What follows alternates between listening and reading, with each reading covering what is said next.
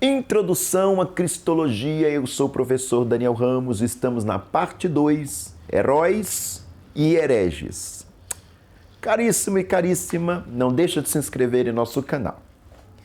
Cada século, desde o tempo de Nosso Senhor e dos Apóstolos em diante, tem testemunhado uma ou mais visões aberrantes sobre Cristo. Sem ser minucioso, no final do primeiro século, o erro do docetismo deixou sua marca. Serapião, bispo de Antioquia, de 190 a 203, propôs a visão de que a carne de Jesus era espiritual. Jesus não tinha uma verdadeira natureza humana, apesar do que parecia, né? Do grego dokel, parecer humano. Essa visão falsa foi defendida, inclusive, por alguns, mesmo enquanto os apóstolos ainda estavam vivos. Dá uma conferida em 2 João, verso 7. No segundo século, os ebionitas, essa palavra ebionita quer dizer os pobres, rejeitaram a concepção virginal de Jesus.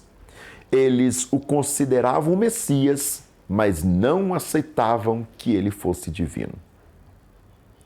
O início do terceiro século viu o surgimento de um homem chamado Paulo de Samósata, que foi bispo da igreja de Antioquia no ano de 260. Ele tinha uma visão peculiar de Cristo que incorporava uma série de várias heresias. Para ele, Jesus era um homem comum que foi habitado pelo Logos, o Verbo, e assim tornou-se o Filho de Deus.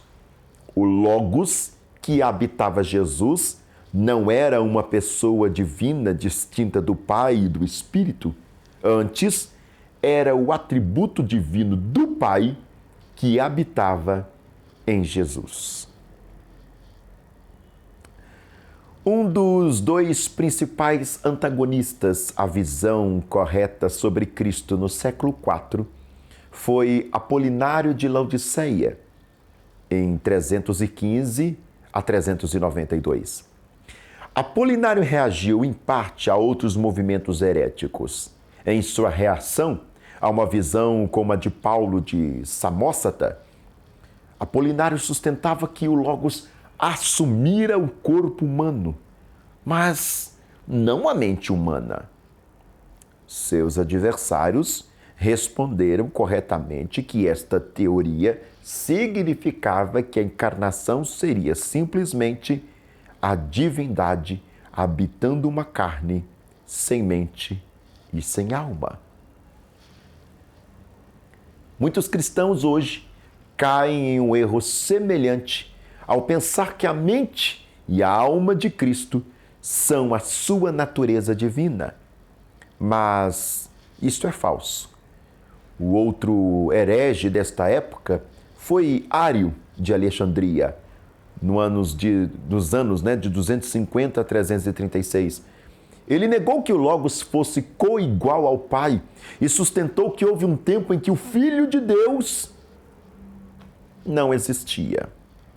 Daí surge o arianismo.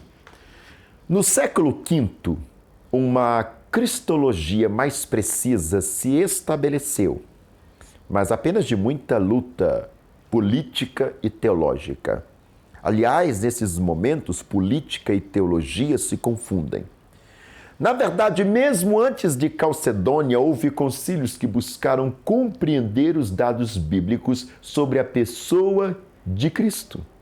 Durante aquele século, o mais significativo na igreja primitiva para o desenvolvimento da cristologia, teólogos de Antioquia, onde Nestório recebeu seu treinamento, foram muito determinados em fazer jus à plena humanidade de Jesus. Cirilo de Alexandria, dos anos 376 a 444, talvez o teólogo mais importante a escrever sobre a pessoa de Cristo na igreja primitiva, apreciava esta preocupação, mesmo que, por vezes, tenha dito coisas que parecessem contradizer esta crença. De fato, Cirilo e os teólogos de Antioquia estivessem por um tempo em certo, digamos, acordo. Naturalmente, o acordo não era completo. Os seguidores mais extremos de Cirilo, como Eutiques, tendiam a deificar a humanidade de Cristo. E aí surge uma série de prerrogativas que nós vamos trabalhar no vídeo de hoje.